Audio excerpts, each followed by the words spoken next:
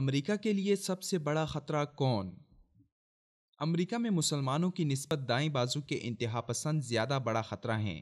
مغربی ممالک میں دہشت گردی کا مرتکب اگر کوئی مسلمان ہو تو ایسے واقعے کو مغربی سیاستدانوں اور میڈیا کی نامناسب طور پر زیادہ توجہ ملتی ہے، مگر ایک حالیہ تحقیق کے مطابق مسلمان عسکریت پسند گروپوں سے تعلق رکھنے والے مسلمانوں کی نسبت بائیں بازو کے انتہا پسند امریکی عام افراد کے لیے زیادہ بڑا خطرہ ہیں۔ نیو یارک ٹائمز سے گفتگو کرتے ہوئے پروفیسر چارلس کرزمن اور پروفیسر ڈیوڈ شانزر نے اپنی تحقیق کے بارے میں بات کرتے ہوئے کہا کہ پچھلے 3.5 سالوں میں مسلمانوں کے دہشت گردانہ حملوں کا شکار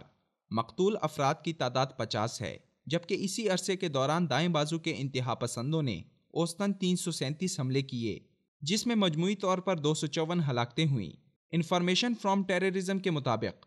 2001 سے اب تک 119 افراد گرفتار ہوئے جن پر جہادی سرگرمیوں میں ملوث ہونے کا الزام تھا، اور دلچسپ بات یہ ہے کہ ان افراد کی امریکی پیدائش تھی۔ سوال یہ پیدا ہوتا ہے کہ دائیں بازو سے مراد کون لوگ ہیں؟ دائیں بازو میں حکومت مخالف بھی شامل ہیں اور نسل پرستی کی حمایت کرنے والے سفید فام گروہ بھی، جنہیں آج کل نیو نازی کہا جاتا ہے۔ قانون پر عمل درآمد کرنے والی سینکڑوں امریکی ایجنسیوں میں 382 ایجنسیوں کے اعداد و شمار اور تجزیات کے مطابق ان میں 74% کا خیال ہے کہ اسلامی انتہا پسندی کی نسبت حکومت مخالف شدت پسندی ٹاپ 3 خطرات میں سے ہے، جبکہ 39% نے اسلامی عسکریت پسند تنظیموں کی کارروائیوں سے پھیلنے والی دہشت گردی کو حکومت مخالف شدت پسندی کے بعد کا درجہ دیا۔ اور یہ حقیقت ہے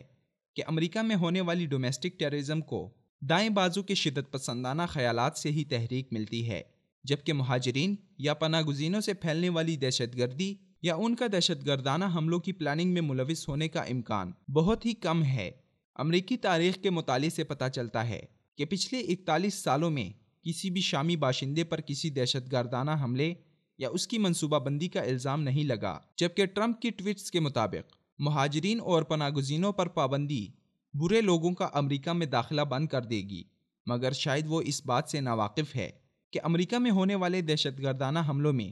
امریکی شہری ہی سب سے زیادہ ملوث ہیں۔ 9/11 کے بعد امریکی شہریوں کے خلاف 300 سے زائد ٹیررسٹ کیسز درج ہوئے ہیں، جبکہ کیٹو انسٹیٹیوٹ کے ایلیکس نوراستا کے مطابق جن 7 ممالک پر پابندی لگائی گئی ہے ان کے کسی بھی شہری کے ہاتھوں سے پچھلے 41 سالوں میں ایک بھی امریکی شہری ہلاک نہیں ہوا۔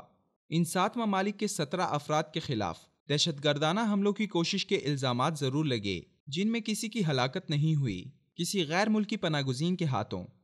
کسی امریکی کے قتل ہونے کا امکان سالانہ 3.54 بلین میں سے ایک ہے۔ اگر ان اعداد و شمار میں ان افراد کو بھی شامل کر دیا جائے جن کا امریکہ میں باقاعدہ اندراج نہیں، تو یہ تناسب 10.9 بلین میں سے ایک ہے۔ فی الحال 7 مسلم ممالک پر امریکی داخلے کی پابندی کے صدارتی حکم کو دنیا بھر میں تنقید کا نشانہ بنایا گیا۔ جرمنی، برطانیہ، فرانس اور کینیڈا نے اپنی بے چینی ظاہر کی۔ واشنگٹن اس حکم کو بنیاد بنا کر امریکی صدر کے خلاف عدالت میں دعویٰ کرنے والی پہلی امریکی ریاست تھی، جس کے بعد میساچیوسیٹس، ورجینیا اور نیو یارک نے بھی اس حکم کی آئینی حیثیت کو چیلنج کرنے کے لیے مقدمات قائم کیے۔ امریکی فیڈرل کورٹ نے اس صدارتی حکم کو فی الحال معطل کر دیا ہے۔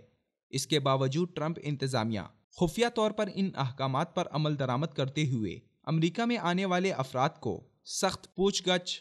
ملک بدری یا قید کر رہی ہے۔